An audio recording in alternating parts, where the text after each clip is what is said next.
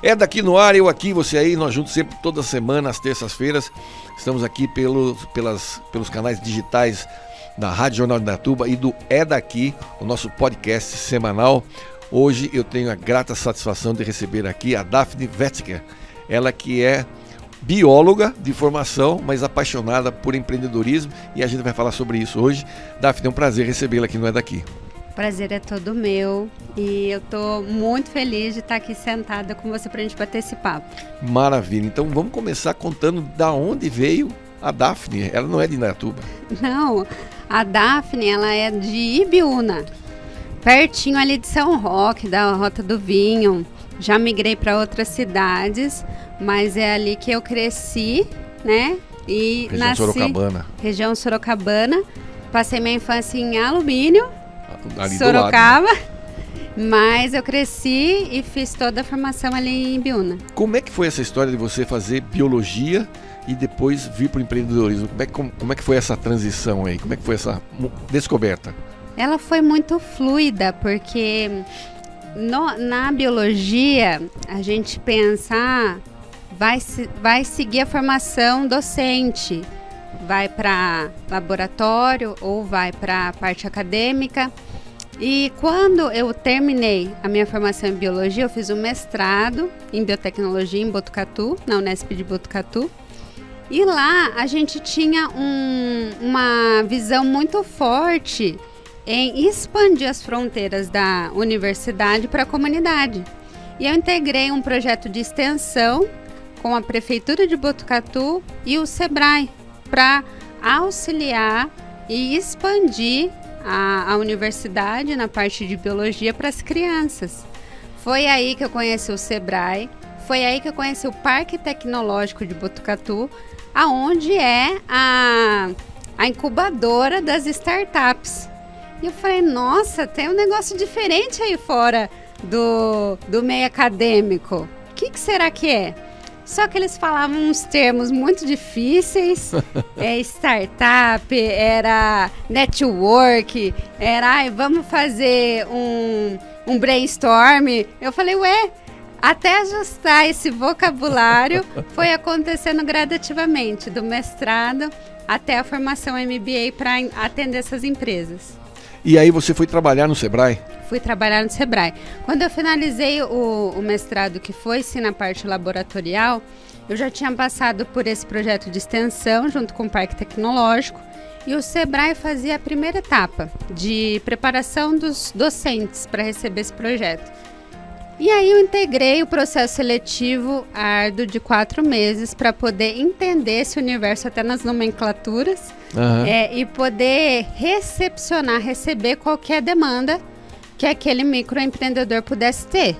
Porque a gente recebia indústria, comércio e serviço, das 23 cidades da regional Sorocaba, com demandas desde micro para abrir ou ali a pessoa que é totalmente autônoma, não tem nem CNPJ, até a empresa de pequeno porte.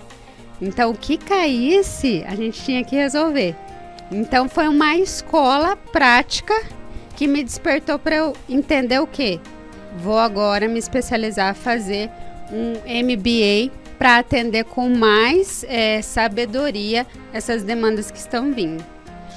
E aí, como é que você acabou enveredando por essa área da estética, que você se especializou, você é mentora hoje, né, de empresas, de salão, de clínicas, com foco na mulher. Como é que você chegou nesse veredito aí de trabalho? Como eu tive a oportunidade de entender vários universos, né, porque comércio, serviço, indústria, você tem que mergulhar para entender aquela realidade. E eu falei, Daphne, se você continuar querendo atender todo mundo, você não vai atender ninguém. Teve que nichar. Porque assim, você não vai ser reconhecida por algo específico, e você vai tentar ser boa em tudo e você vai falhar. A gente tenta. Eu passei por essa fase. A fase do polvo, né? Eu falei, não, tá e-commerce, vou aprender. Marketing digital, vou aprender. Precificação, vou aprender. Mas aí eu percebi que não era por aí. Aí eu falei, tá, o que você gosta? O que te brilha os olhos? O que você faria mesmo de graça? Tá. Aí eu entendi que a minha comunicação com mulher, ela não tem esforço nenhum.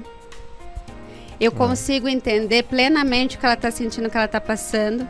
E eu consigo também acelerar os resultados que ela vai ter. Então eu fui me aprofundando, especializando para a parte de clínica e salões de beleza. Clínica estética e clínica médica. O que exatamente você faz quando você chega num salão ou numa clínica? Porque a gente entende o seguinte, a universidade, a graduação, ela ensina você a ser um profissional, principalmente médico, a pessoal da área de saúde, advogado também, ensina você a ser advogado, a ser médico, mas não ensina que você saindo dali, para ganhar dinheiro, você é uma empresa. Não ensina a empreender. E foi aí o primeiro choque de realidade, porque quando eu chego numa empresa, a primeira coisa que eu falo, você é o especialista. Então me conta a sua história. Eu quero entender a sua jornada. Porque eu também preciso saber se eu consigo te atender. Não é porque eu já atendi 500 empresas desse ramo que eu vou conseguir solucionar aquela demanda que você está me trazendo, né? Então, me traga a sua realidade, a sua verdade, né? A primeira coisa é esse diagnóstico. E um vínculo de confiança. Porque aquela mulher, ela vai me trazer aspectos do negócio dela muito peculiares e muito particulares. Se ela não bater aqui com a fachada, não tem jeito. Então a primeira coisa é construir esse relacionamento. Criar uma empatia. Exato. Então a primeira coisa é realmente ir desconstruída de qualquer ego, né? Porque eu tenho uma experiência, eu tenho uma jornada que vai servir para essa. Então eu vou totalmente limpa, ouvido atento, para poder entender se faz sentido realmente. O ouvir nessa hora é muito mais importante do que falar ou conhecer, não é? Exato. A audição, né? Uma audição atenta, ela faz toda a diferença quando você vai prestar um serviço. E às vezes, por exemplo, ela não precisa, aí nessa escutativa, eu também retiro ali a minha vez e presto atenção para saber se eu consigo solucionar, porque às vezes uma formação técnica que ela está precisando no momento como prioridade. É entender a parte tecnológica que está surgindo, por exemplo, na parte de cílios. Então, se é uma lash design, ela precisa ali de uma formação com produtos mais tecnológicos que está surgindo no mercado, que primeiro ela precisa dessa parte, depois ela precisa da consolidação. Ou, eu estou aqui com um problema de meus documentos da vigilância sanitária não estão todos ok, Daphne. Então vamos trazer uma advogada primeiro para conversar com você, né? E depois a gente faz esse passo a passo, porque é fundamental. Então, além de eu observar se eu consigo fazer aquele processo comercial e treinar aquela equipe na parte das vendas no momento, eu também conecto essa empresária com outras áreas, né, do negócio, para que ela consiga se acelerar muito mais. Por isso que hoje eu tenho, graças a Deus, uma equipe para poder atender essa empresária. Uma advogada, uma psicóloga, uma pessoa para fazer vídeo, porque ela precisa estar na internet, mas às vezes ela não consegue fazer sozinha. E quando eu digo não consegue, não é porque ela Daphne, não tem um celular, não é isso. São muitas travas ali, né? Fazer vídeo não é qualquer um. A pessoa acha que é só chegar, ligar o vídeo e sair falando, não é. Tem muitos entraves realmente, não é qualquer um que consegue. Então eu pensei, Daphne, se você quer fazer com que essa empresa cresça, você também tem que se afiliar com profissionais de cada área para que ela consiga enxergar todos os pontos do negócio. Então eu aprendi, Jair, que eu não preciso saber tudo. E isso me deu aquele respiro. Mas eu preciso saber quem saiba, para que eu consiga ofertar o melhor para ela. Você não precisa ser o rei, mas ser amigo do rei é importante. É importante, é importante. Legal. E como é que é essa história que você sabe fazer cerveja? Agora você me pegou desprevenida. Como é que é essa história de que ela aprendeu a fazer cerveja, gente? Olha, lá atrás na graduação, quando eu trabalhava no laboratório com micro-organismos, leveduras, a gente falou assim, vamos testar a densidade e o teor alcoólico e o que isso tem relação com a espessura da espuma. Nem era o meu projeto. Eu falei, bora, por que não? Por que não? A gente, quando a gente é estagiário, a gente tem que... Estagiário faz tudo. Faz tudo, é proativo. Então, chamou a Daphne, eu falei, vamos lá, bora. E a gente tinha uma receita a ser seguida e essa receita tinha lá as análises físico-químicas para fazer e eu me encantei, só que depois disso eu não fiz mais. Porém, todo o protocolo, toda a parte aí de estudo, teve o meu nome envolvido nos artigos científicos e tudo mais que a academia exige. E eu amo a cerveja artesanal, porque ali você tem não só a questão de desfrutar de uma boa cerveja com um amigo, mas a história também, né, por trás daquilo. A gente sabe que foram anos de construção, como também, né, outras aí. Então, eu aprendi por quê? Porque eu entendi que, e isso eu levo para a empresa, que para você chegar naquele resultado, você precisa de um processo. Tudo é processo. Tudo é processo. E na elaboração da cerveja, como na aceleração de um negócio, você tem que respeitar esse processo. Senão a cerveja vai desandar. Senão a levedura vai ficar lá no fundo e daí a cerveja vai ficar turva, né? Tá. Então você tem que fazer com que a empresária também abaixe o nível dela de cortisol, você passa essa segurança para ela e fala, olha, segue o processo, segue o passo a passo, porque isso vai te trazer um controle de uma empresa autogerenciável que não tem discussão, é solidez. Como é que você chegou nessa fórmula? Olha só que interessante, você fazendo aqui uma analogia, eu estava pensando nisso. Você é de um processo de construção de uma cerveja artesanal, você tirou um modo de trabalho e que você aplica hoje para os empresários, as empresárias que procuram você. Como é que você fez essa associação aí? Foi no dia a dia? Foi observando realmente a dificuldade das pessoas? Foi, porque o pessoal acha que não tem nada a ver, né, a parte laboratorial de antes com as empresas agora. Mas engana-se, porque quando a gente pega um laboratório, quando a gente estuda isso, a gente tem lá, em primeiro lugar, a dedicação, a disciplina. Então, a gente sabe que muitas empresárias não conseguem avançar por falta de fazer o que precisa ser feito. Então, dentro disso, o laboratório me ensinou a ter um planejamento. Tá. E muitas saem fazendo, saem na loucura. Não, eu vi alguém fazendo, vai dar certo. Calma, vamos pôr no papel? Vamos esboçar essa ideia?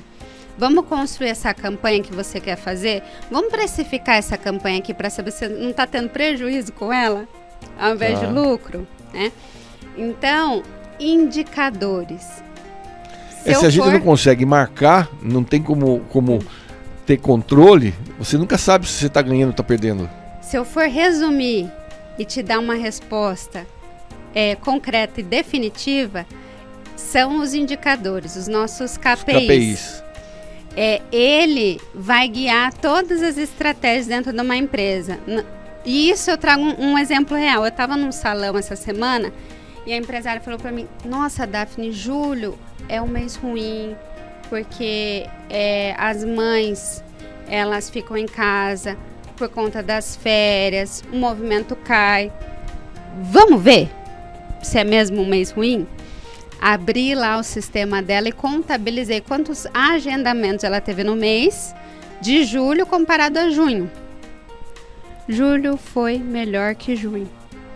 Mas ela tinha essa imagem... Esse achismo do mercado. Esse achismo do mercado. Que realmente, se você falar pra mim, não dá, Felipe. Porque faz sentido. Faz total sentido. Eu compro a sua ideia.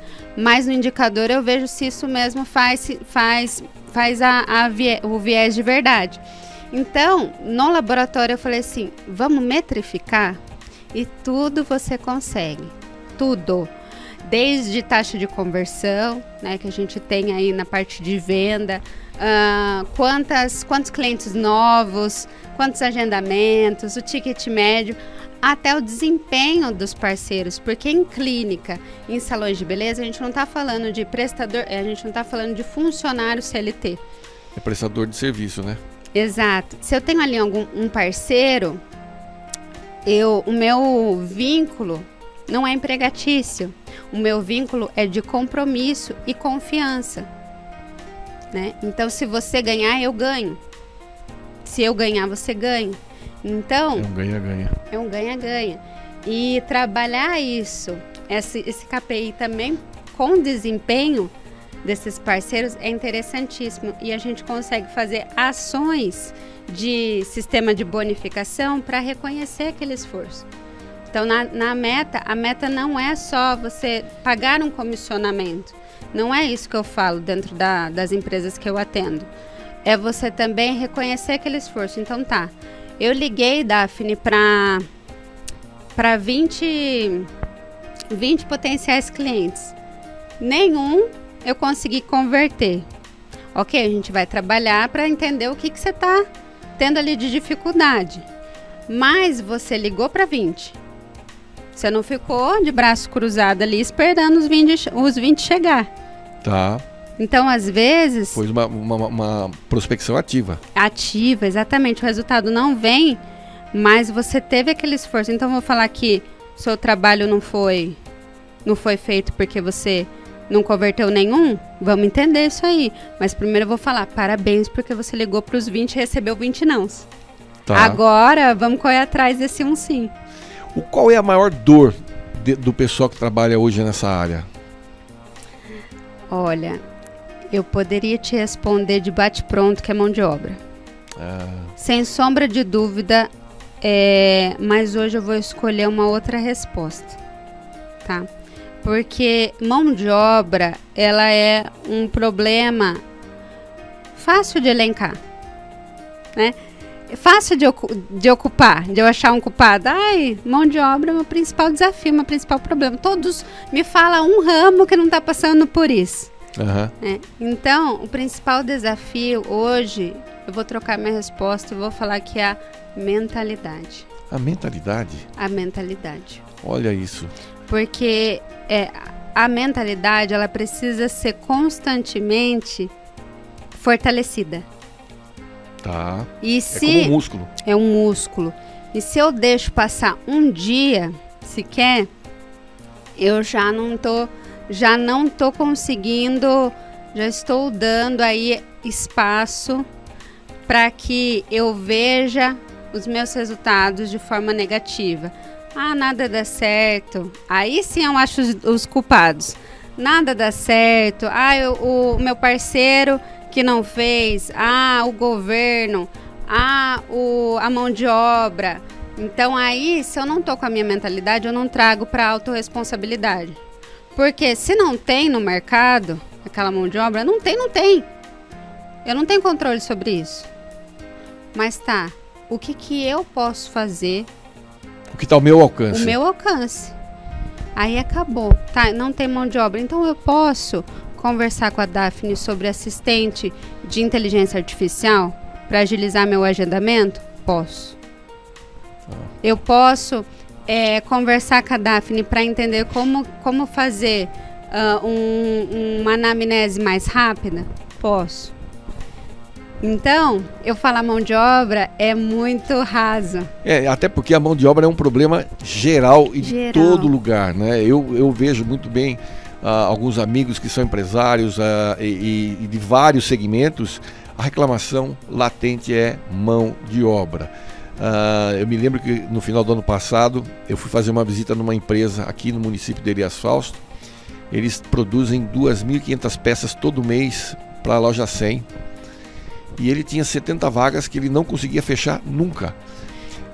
Entrava 3, saía 4, entrava 5, saíam 6. A rotatividade era muito grande. Aí eu me lembro até que perguntei, falei, mas escuta, tem alguma coisa errada? Ele falou, não, olha, o salário nosso é acima do mercado, nós temos benefícios que não é todo mundo que dá, e eu mando buscar trabalhadores em Indaiatuba, porque aqui na cidade... casa. E não adianta, ele trabalha 3 meses, 4 meses e vai embora. É uma geração que, principalmente essa geração nova, chamada geração Z, eles não são muito afetos ao compromisso com o local. Então, tem uma dificuldade. Ao mesmo tempo, ele tinha várias funcionárias lá que tinham 30 anos de casa. Pessoas com 65, 68 anos de idade trabalhando, vivos ali, firmes no trabalho, apegados ao trabalho. É uma discrepância, né? Você pegar pessoas com mais idade, que não faltam um dia, estão lá desde o dia que ele abriu a empresa até hoje e firme no trabalho. Não falta, não chega atrasado, e tem uma legião de que não consegue. E ele tenta treinar esse pessoal. Quando a pessoa está treinada, ela desiste, por alguma razão, ela simplesmente desiste. E aí outras pessoas eu também observo, no comércio isso é muito comum, a gente vê muito isso no comércio, a rotatividade é grande, principalmente se demanda ser vamos dizer assim, uma faixa etária de uns 20 e poucos anos. É muito difícil segurar essa mão de obra. E se eu me apegar a isso como meu principal desafio, eu vou sempre enxergar o copo meio vazio. Então vamos abraçar esse desafio e falar, ok, esse não se integrou, eu não vou desistir do próximo. Por quê? Algum tem que chegar, dá certo. E assim, as gestoras, eu falo muito para elas, de salão, de clínica, vocês são formadoras de pessoas. Então, olha que oportunidade. Vocês não estão aqui só para embelezar as clientes. Vocês estão aqui como uma inspiração também. Então, vocês podem e devem olhar essa falta de mão de obra como também uma oportunidade. Ok, eu posso fazer um treinamento mais assertivo para treinar mais rápido, para que a pessoa entenda a cultura mais rápido, né? E eu posso também entender que, se esse é um desafio, eu já vou me apropriar desse desafio, não vou ficar reclamando disso. Mas como isso? A partir da mentalidade. Então, ok. Então, eu entendi, não vou usar isso como desculpa e vou tacar o barco. Quando uma pessoa falar beijo, tchau pra mim, aqui não faz mais sentido pra mim, tudo bem. Você vai com Deus, você é abençoado. E a gente mantém aqui a porta aberta, porque a gente não sabe de onde é amanhã. Ao invés de falar, nossa, eu treinei aquela pessoa, né? Eu confiei nela, eu tava apostando tanto nela. Você não tem controle. Então, aí que você pensa o quê? Fiz tudo errado, nada dá certo, né? E o mundo é horrível. Não. Fortalece primeiro aqui.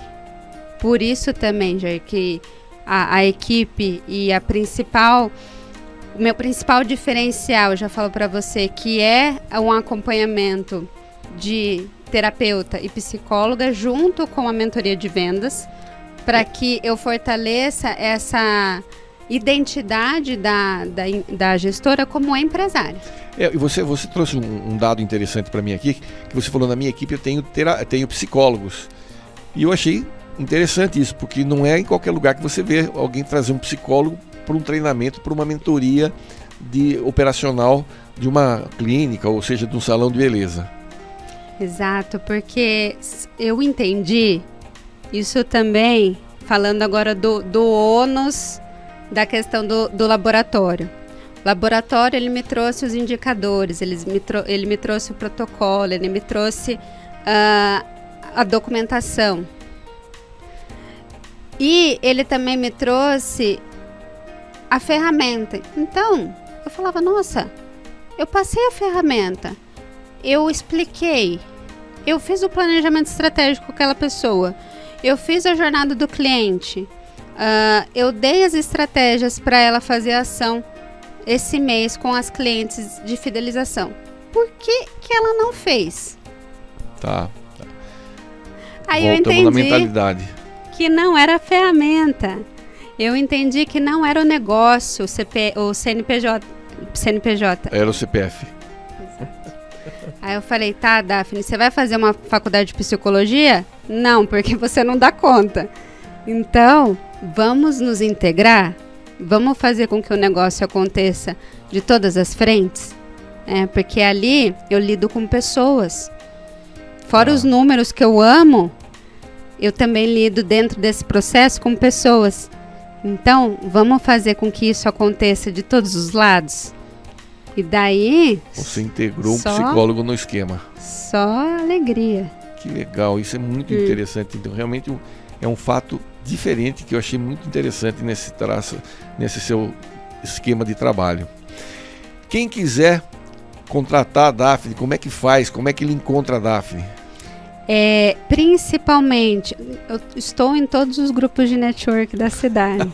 Que legal. Não tem como não esbarrar comigo, a mulherada principalmente. Mas Instagram, Daphne Wetzker, WETZKER. E procurando também via Google, mentora de vendas. Estou lá ranqueada no Google, porque a gente sabe que é uma excelente ferramenta de trabalho. Sim.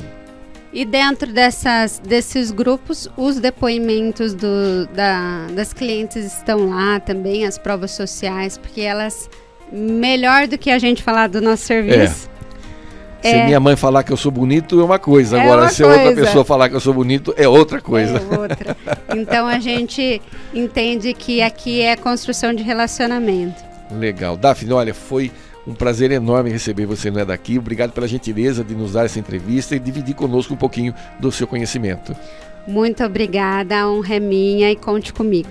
Muito obrigado mais uma vez. Você de casa, obrigado pelo carinho da sua audiência. Você já sabe, o É Daqui é um oferecimento do Business Network International, o BNI One.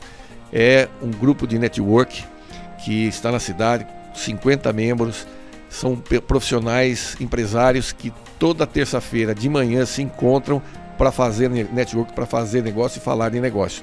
Se você tem espaço na sua agenda para crescer, venha fazer parte do nosso grupo, venha tomar um café da manhã conosco. E se fizer sentido, aí sim, você venha fazer parte do nosso grupo de network, a maior e mais bem sucedida organização de network no mundo, BNI One. Venha participar. E a gente se reúne todas as terças-feiras de manhã, às 6h30 da manhã no Indaiatuba Clube. Você fala, puxa vida, mas por que tão cedo? Porque enquanto a concorrência dorme, nós fazemos negócio. Até o nosso próximo encontro, fique com Deus e muita paz.